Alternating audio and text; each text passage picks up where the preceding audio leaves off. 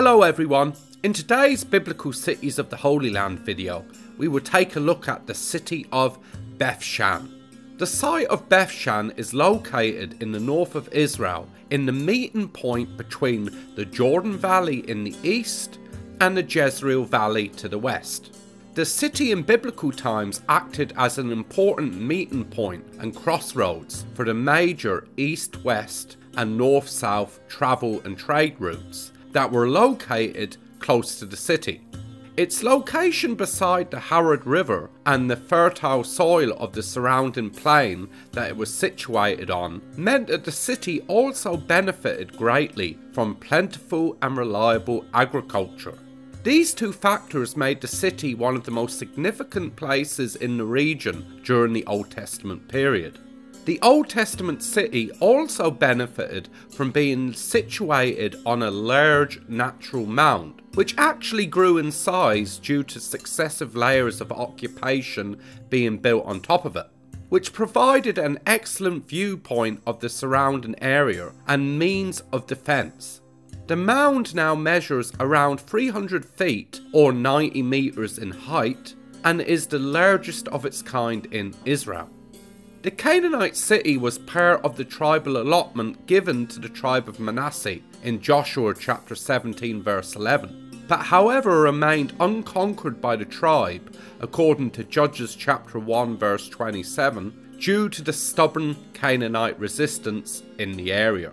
However, later on the Canaanite city came under the direct control of Egypt during the campaigns of Pharaoh Thutmose III in about the 15th century BC, and remained under the control of Egypt until about the 11th century BC, when the Philistines took control of the city.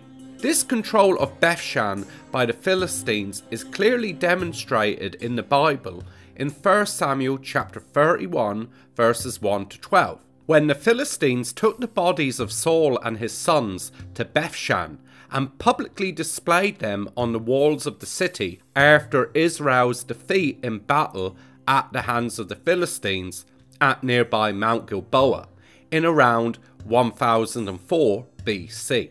The city by the time of King Solomon had however come under the direct control of Israel, as in 1 Kings chapter 4 verse 12, the city is listed amongst those that were governed and taxed by Solomon in the 10th century BC. The city was at some point then destroyed after Solomon's reign, possibly by the Assyrians in the 8th century, and remained abandoned until the 3rd century BC, when it was rebuilt by Ptolemy II Philadelphus.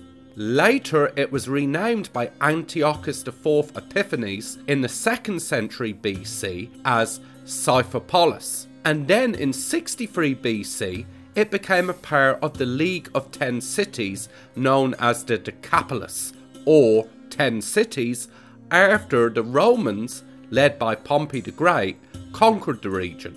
The Decapolis is mentioned 3 times in the New Testament, in Matthew chapter 4 verse 25, Mark chapter 5 verse 20, and Mark chapter 7 verse 31.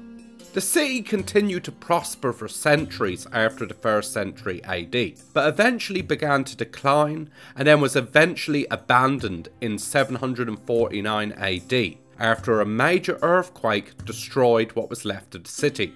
The archaeological excavations at the site started in 1921 and have continued to this very day. The site is one of the most remarkable and visited in Israel, as it contains the best preserved Roman city in Israel, which was built at the foot of the large mound where the Old Testament city was once located. The Roman remains at the site today include an amphitheatre, a theatre, a public bathhouse, public toilets, a monumental street that was lined with shops, several temples, and many more remains besides. Thank you for watching. If you did enjoy this video, please don't forget to leave a like, comment and subscribe for more new videos every Friday.